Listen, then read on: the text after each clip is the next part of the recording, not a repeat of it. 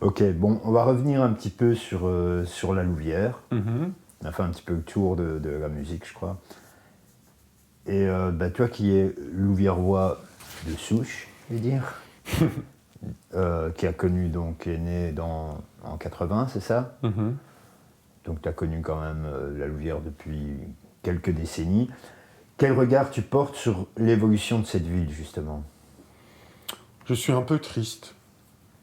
Parce que mon adolescence, c'était, on va dire de mes 12, 13 ans, donc 92, 93. Il y avait beaucoup d'animations à la Louvière. Il y avait tous ces bars, ces cafetiers.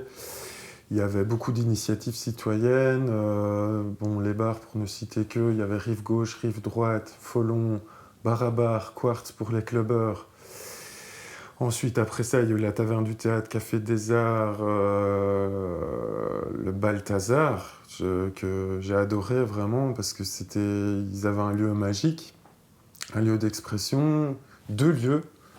Donc c'était sur un coin de la place Maugrétou et à la ferme Sarlongchamp, c'est ça? Mhm.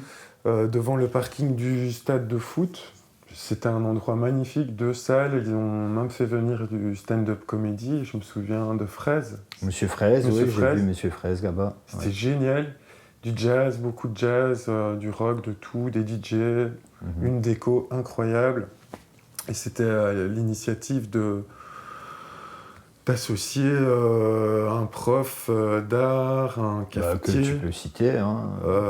Joe Sicilia et Anthony Tacal, mais il y avait un troisième, c'était, je sais plus. Ils Ah, étaient deux, je pense, mhm. ou ils étaient que deux. Et donc, eux, j'ai l'impression, je vais pas parler à leur place, je me trompe peut-être, je pense qu'on leur a mis des bâtons dans les roues, peut-être pour nuisance sonore, ou parce qu'ils faisaient le job d'autres personnes qui sont censées faire ce job avec l'argent public, je sais pas. Mais je trouve que c'est déplorable actuellement, il n'y a plus d'animation dans la ville. J'ai l'impression que c'est plus dur de mettre, de finaliser une initiative citoyenne en termes d'animation dans la ville. On est soit récupéré, soit approprié par le communal, soit ostracisé quand on dérange, quoi. Il y a le festival des voitures vintage, le vintage rock là, de Laurent Caille aussi, Africa Louvre, il y a plein d'initiatives, quoi. Le Center Rock avait fait le Power Festival avec des artistes internationaux pour tous les goûts. C'était vraiment super ce qu'ils faisaient. Et le pouvoir en place, enfin les institutions culturelles en place qui ont ce monopole aujourd'hui, on peut le dire, je pense. Je sais pas pourquoi c'est les institutions communales louviéroises, enfin les institutions culturelles appartenant au pouvoir, qui ont le monopole de cette gestion et qui ne répondent plus à nos aspirations, nous, les citoyens de la ville, quoi, des différentes communautés. Après, bon, moi, je- ça me dépasse un petit peu, tout ça. Qu'est-ce qui empêche, en fait, aujourd'hui, à la Louvière, aux gens de développer donc, ce que tu appelles justement des initiatives citoyennes? Mais je sais pas si j'ai les bonnes réponses. Il y a eu un couvre-feu à cause peut-être d'un élément tragique. Il y a eu un meurtre lors d'un de ces festivals au parc Gilson, à cause des problèmes de sécurité dans la ville, probablement, ce couvre-feu. Donc les cafetiers sont tenus de fermer, commencer la fermeture à 1h30. Ouais, c'est quelque chose comme ça, ouais. Et donc ces festivals, Power Festival, Center Rock ou le Balthazar, à mon avis, on leur a mis des bâtons dans les roues, quoi. On leur a un peu cassé les pattes. Et je sais pas si c'est sous couvert de nuisances sonores ou d'insalubrité, je sais pas. Je pose la question aux autorités, en fait, parce que je pense que c'est dur pour les cafetiers aussi aujourd'hui, dans ce monde moderne, de développer, d'insonoriser leur lieu. Ça coûte très cher, d'avoir une structure, une sono. On avait le Palace aussi à la Louvière et aujourd'hui il s'y passe plus rien. Où on voit qu'à Charleroi il y a l'Eden, le Rockrill, le Vector pour l'audiovisuel. À la Louvière, je pense on a plein d'espaces vides, on a des outils de dingue. On a le Jan Kelevich, le centre de la céramique, centre de la gravure. On a Bois du Luc, l'écomusée. On a le Palace, enfin j'en oublie certainement, mais pour moi il se passe plus grand chose à part dans les arts plastiques et le théâtre qui a été enfin réhabilité. Mais même dans le théâtre, j'ai l'impression que c'est très limité, les programmations, ça ne répond qu'à une frange de la population, si tu veux. Pour la petite anecdote, le directeur du centre culturel m'a dit un jour, moi, de mon mandat, il n'y aura jamais des gens comme Jean-Marie Bigard sur les planches du théâtre. Moi, je suis pour tout. Le populaire, l'alternatif, les artistes pour public plus averti, il en faut pour tous les goûts, pour la multiculturalité aussi. Et je trouve qu'aujourd'hui, c'est un peu... Enfin... C'est cloisonné, enfin pas cloisonné, mais il n'y a pas beaucoup de champs pour faire des possibles dans notre ville. C'est ça en fait. Donc si je comprends bien, il y a beaucoup de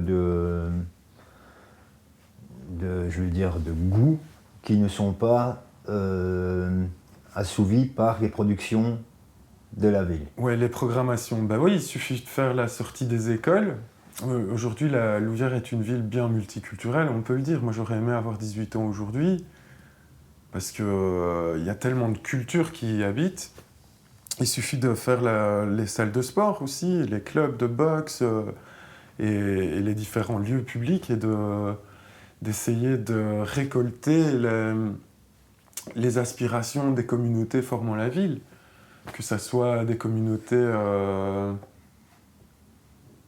étrangères ou communautés de groupes par discipline quelle qu'elle soit. Ok, donc pour toi, la ville devrait diversifier un petit peu plus ce qu'elle propose en termes de production culturelle. Ouais. Maintenant, je reviens quand même sur l'histoire des initiatives citoyennes. Est-ce que c'est pas non plus aux gens de proposer? Et si. Est-ce que... je sais pas, hein, moi je pose la question, est-ce qu'on a empêché les gens de faire? Je pense pas qu'on empêche les gens de faire, mais même dans... Moi, de mon point de vue, on utilise l'argent public issu de l'imposition sur tous les habitants, donc il faudrait répondre à toutes les aspirations des habitants, et donc des communautés formant la ville. Moi, je trouve qu'aussi, avec le Parti socialiste actuel louviérois, on est dans ce logiciel gauchiste, comme je l'ai dit dans 2 vidéos dernièrement, qui n'ont pas fait plaisir à beaucoup de monde. Mais tout ce qui a trait au culte religieux, par exemple, on empêche, que ce soit dans le sport ou dans l'art, la musique. Les minorités, j'ai entendu des sacrées histoires par rapport au milieu des graveurs. Je pense au gospel, par exemple, qui est à l'église adventiste. J'ai appris que des jeunes apprenaient la musique aussi à l'église adventiste. Et le gospel, c'est comme Alléluia, Ave Maria dans le classique. Enfin, ça fait partie du patrimoine culturel, musical. On aime bien Beyoncé, on aime bien Christina Aguilera, on aime bien tous ces artistes américains. Et aux États-Unis, on apprend la musique où? Par l'église et le gospel, dans la majorité des cas, pour ceux qui ne vont pas dans des académies ou des écoles privées de musique, quoi. Et donc, si je comprends bien, donc la commune devrait approcher ces gens-là pour leur proposer de participer à des productions culturelles. C'est eux qui prônent aussi la multiculturalité, qu'ils le fassent jusqu'au bout. Au Fêtes de Wallonie, au Fêtes de la musique à la braderie, j'ai jamais vu ces orchestres-là se diffuser, se jouer en live, et alors qu'ils existent. Enfin, le hip-hop est sous-représenté. Aujourd'hui, il n'y a plus de rock aussi, on peut le dire. Bien avant le Covid, il y avait la Taverne du Théâtre, il y avait... Au Palace, il fut un temps, il y avait des concerts, mais aujourd'hui, il n'y a plus rien dans notre ville. Ok. Donc, j'ai vu les vidéos auxquelles tu fais allusion, dans lesquelles tu es quand même assez remonté contre les dirigeants de la ville de la Louvière. Donc, si on résume, ce que tu reproches donc à ces gens-là, c'est de... Tu me dis si je me trompe, hein, donc c'est de ne pas... respecter la diversité de la ville dans la manière dont il gère le budget de la culture. Voilà. C'est ça.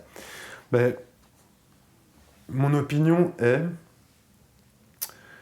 que, bon, voilà, il y a beaucoup d'argent public. C'est que des subventions qui sont investies dans ces choses-là. Et on focalise, enfin, comment dire, on privilégie ces deux grosses institutions qui sont centrales et Décrocher la Lune, qui prennent tout le pognon, en fait. Et quelque part, ça empêche les possibles. Je l'ai vu avec Africa Louvre, où on devait se contenter d'un maigre budget de 5 000 euros.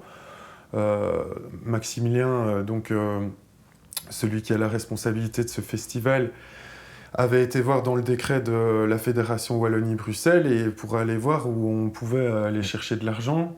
Donc Maximilien à Tangana qui a organisé donc le festival. Depuis quelques années qui s'en occupe, oui. Africa Louvre.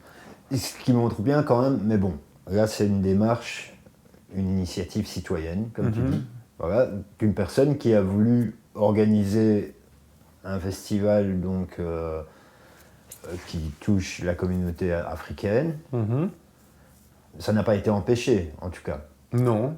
Mais c'est une coproduction avec la commune, c'est la commune qui gère aussi.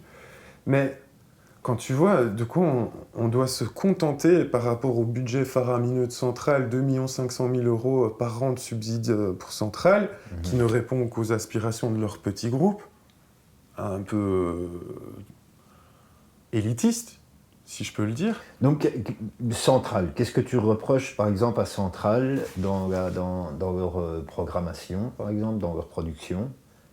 Qu'ils restent centrés sur soit leur militantisme propre à eux, exacerbé, toutes ces propagandes qu'on vit dans notre société du spectacle aujourd'hui, qu'est la vie, le globalisme et tout ça. Ça ne tient qu'à moi, mais ils ne sont pas du tout dans le game. On est en 2021, il faudrait avancer. Un manque d'un pôle audiovisuel aussi, d'utiliser d'autres disciplines. La cuisine, c'est de la culture aussi, pour la rencontre entre les communautés, pour apprendre de l'autre, favoriser les échanges. Quoi d'autre ? Le budget faramineux, on est en crise, 2 500 000 euros, c'est beaucoup, et faire un déficit de moins 289 000 euros pour 2018, je trouve ça assez indécent. Là où, moi, personnellement, je vois qu'à la Louvière, il y a beaucoup de misère. Ok, on viendra à ça après, parce que tu as parlé de Centrale, tu as parlé de Décrocher la Lune. Décrocher la Lune, c'est 1 million d'euros, voire plus. Ça ne fédère que les familles des bénévoles, des danseurs, danseuses qui y participent. Moi, au dernier Décrocher la Lune, j'ai pas vu plus de 5000 personnes autour du spectacle. C'est plus les grandes années Dragon, là, c'est la commune qui gère Décrocher la Lune. Et ça coûte beaucoup trop d'argent. Et ce que j'essaie d'expliquer ici, c'est que ça empêche d'autres possibles, de projets alternatifs. Moi, j'ai déposé plusieurs dossiers à la ville et à monsieur le bourgmestre, même en m'inspirant des fêtes de Gand, par exemple, des Lockers of Feesten, des pôles audiovisuels qui existent ailleurs, le Trix d'Anvers, qui est une structure comparable à les studios de Bracny, mais on est très loin du compte. Et je ne comprends pas ce qu'ils font de cet argent, parce que c'est des sommes colossales. Et aujourd'hui, on en arrivera au point suivant. Avec toute cette misère, je trouve qu'il faudrait avoir un sens des priorités et donner la parole à tous aussi, surtout. Donc pour clôturer sur la question de la culture et de la gestion de la culture à la Louvière, on donne trop à Centrale et à Décrocher la Lune. Selon moi. Et on pourrait utiliser cet argent pour autre chose. Maintenant, Décrocher la Lune, ça a quand même été une grande vitrine pour la ville. Peut-être que ça s'est un peu essoufflé. Moi, je ne suis pas pour supprimer. Je ne veux pas détruire Décrocher la Lune. Par exemple, si on faisait comme les fêtes de Gand, Décrocher la Lune serait le spectacle d'ouverture. Et on pourrait profiter des plateaux que Décrocher la Lune, dont Décrocher la Lune nécessite, qui coûtent un bras, et les réutiliser les jours suivants pour des plateaux, pour des concerts et d'autres événements culturels, quoi, pour que ça profite à tous. Okay, et faire profiter d'autres ASBL de la ville aussi, comme Center Rock, c'était une ASBL, Power Festival, tout ça. À Gand, c'est quand même 124 ASBL qui se fédèrent, il y a des ponts entre les institutions, Et je trouve qu'à la Louvière, il y a peut-être un manque de synergie entre toutes nos institutions, de l'associatif, socioculturel, etc. quoi. Ok. Bah, moi, personnellement, si je devais... Maintenant, moi, décrocher la lune ne me dérange pas du tout. La seule petite chose, c'est le côté ressasser tout le temps, le passé industriel de la Louvière, que il me semble qu'il y a un petit peu de temps de regarder vers le futur. Voilà, je pense à ça souvent aussi. Il faut aller vers de l'avant. Il faut aller de l'avant à la Louvière, parce qu'aujourd'hui, on nous enferme toujours dans une infantilisation, un assistanat, vers quelque chose de gris, de la pleurniche, du terne. C'est toujours ressasser les désastres post-industriels, donc de Royal Bock ou du Ferco, anciennement Boel, et ne pas parler du positif, des entrepreneurs par exemple aussi, qui font des très bonnes choses, des gens qui sont générateurs d'emplois, des gens qui font. Et on est toujours dans ce... Tu vois, Décrocher la Lune, c'est Le Borgne hein, qui était le narrateur au dernier Décrocher la Lune. Il avait cette voix comme ça, ténébreuse. Il faisait peur aux enfants, quoi. C'était orwellien, c'était Big Brother qui parle toujours. Vous allez pleurnicher maintenant. Toujours commémorer le négatif, le passé, le lourd passé. Moi, je pense que la Louvière a besoin d'aller de l'avant. Ben, le passé industriel, il est révolu, c'est terminé, il est temps de se réinventer. On va pas continuer à pleurnicher, à se regarder, à regarder en arrière pendant encore. À être gueulanteur, à regarder nos chaussures. Ouais, c'est la misère. Mais putain, faut aller de l'avant. Exactement. Et montrer les forces vives de la Louvière, le positif. Quoi. Là-dessus, on est d'accord.